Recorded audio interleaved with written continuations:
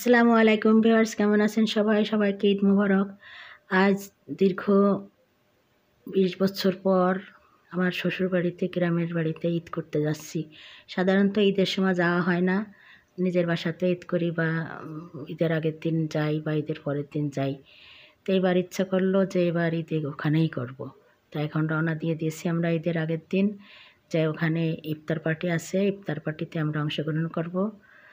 তা পুরো ভিডিও সব দেখাতে পারবো না, আমি অল্প অল্প কিছু আপনাদেরকে দেখাবো। এই যে ইফতারের কিছু আয়োজন, তারপরে এই যে দিন সকালবেলা উঠে একটু মিষ্টি টিষ্টি সময় টময় রান্না করা হয়েছে। এই যে দেখতে পাচ্ছেন, তারপরে এই যে বাচ্চার সময়, বাচ্চার সময় পায়েস, ভাত খাবে। এই হলো আজকের সকালের মিষ্টি, ঝাল মিষ্টি। তারপরে ভর্তা ভাত রান্না করেছি। দীর্ঘ 1 মাস পর রোজা করে ভর্তা ভাত খেতে ভালোই লাগলো। ঢেঁড়স ভাজি, করলা ভাজি, ডাল, এগুলো দিয়ে সকালে ভাত খেয়ে নিলাম। তারপরে চলে যাব দুপুরে রান্না বান্না করতে। তা চলুন, মাটির চুলাতে কিভাবে রান্না করছে এখন চুলোর আরো যাইলে যে গোস্ত রান্ধিছে, আর এদিকে যে রোস্টের জন্য মুরগির মাংস যে ধোয়া পাল্লা হচ্ছে, লাকড়ি দিয়ে যে রান্না বান্না হচ্ছে। দেখেন রান্নাঘরের কি অবস্থা, কিভাবে সব চলছে রান্না বান্না। হাই আল্লাহ, এই যে গুইঠে দিয়ে রান্ধিছে, এই যে গুইঠে নুন্দা, হ্যাঁ গুইঠে নাকি বলে, নুন্দা বলে। গ্রামের যা ভাষায় রান্না করা হয়, যা চুলো দিয়ে, লাকড়ি চুলো, লাকড়ি তো না, এটা হলো গুইঠে, নুন্দা। শিক কাবাব, শিক কাবাব, এই যে শিক কাবাব।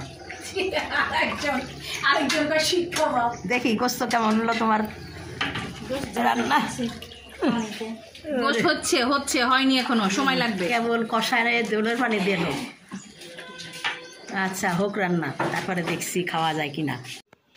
এত ভিউয়ার্স, গোস্ত রান্না করা হয়ে গিয়েছে, দেখুন খুব সুন্দর হয়েছে।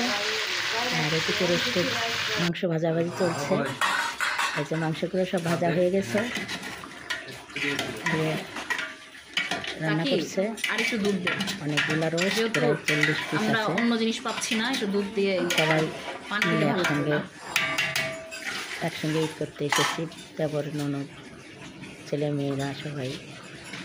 তাই সবাই মিলে অনেক বড় একটা আয়োজন করা হয়েছে।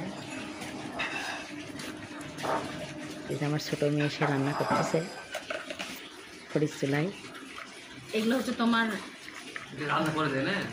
তোমার রিয়া নাইর জন্য, এগুলো দিয়ে একটু শাটারিং দিলাম, এটা শাটারিং দিলাম, যেহেতু তোমরা আমাকে মশলা দাও। সব দিচ্ছে, সস দিচ্ছে, তোমরা যে 40 পিসের যা খামুনদানি পাচ্ছে যা যা আছে তাই এসে রান্না করতেছে। আস্তা মরিচ দেওয়া, দেওয়া কিছু হয়, রেডি নেই, ধরেন হঠাৎ করে আমি একটু বেরেস্তা নিব বাকি, যেভাবে রান্না করা হ্যাঁ মানে আমি পাচ্ছি না, ঘরে যে সমস্ত উপকরণ আছে সেগুলো দিয়ে একটু ভাঙবে। অনেক গোষ্ঠী আম্মা হয়েছে, আমি যেন। আর এই যে একটু পোলাও রান্না করা হলো, পোলাওগুলোও রান্না করা হয়ে গেছে। এখন খেতে দিলাম, সবাইকে খেতে বসছে।